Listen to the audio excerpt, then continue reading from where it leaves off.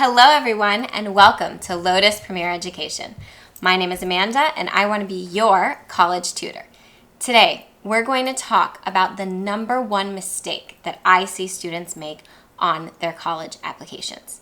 Can you guess what that mistake is? It's this. I see too many students putting undecided or being very indecisive about what they want to study and what they want to do on a college campus. Now, there are several different opinions on this out there by professionals, but our particular opinion here at Lotus Premier Education is this.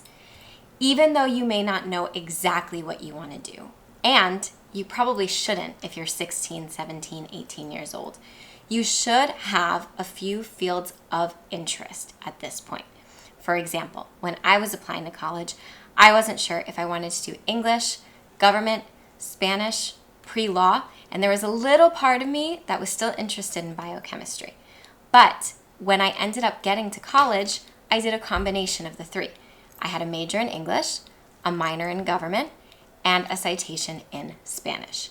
So what I'm saying is that you don't necessarily need to pick one thing of all of your interests and only pursue that track, but you do need to let the colleges know what a few of your interests are, or pick a narrative that is going to frame your application. So for example, if you had a lot of similar interests to me, you could apply under humanities, and there are several different categories that would support that frame.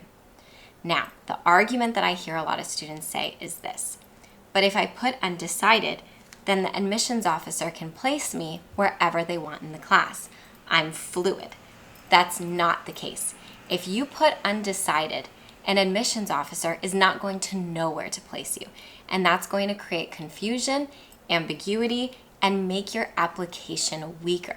Remember, admissions officers have a very small period of time to envision you on campus and to contextualize you within a class. So you want to make sure that you're helping them do this, not making it more confusing for them. How do you do this? Don't put undecided on any part of your application. Pick one or two or three of your passions and frame them as a potential area of interest.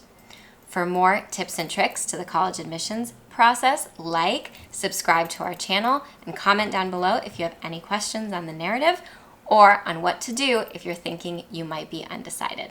Thanks for following.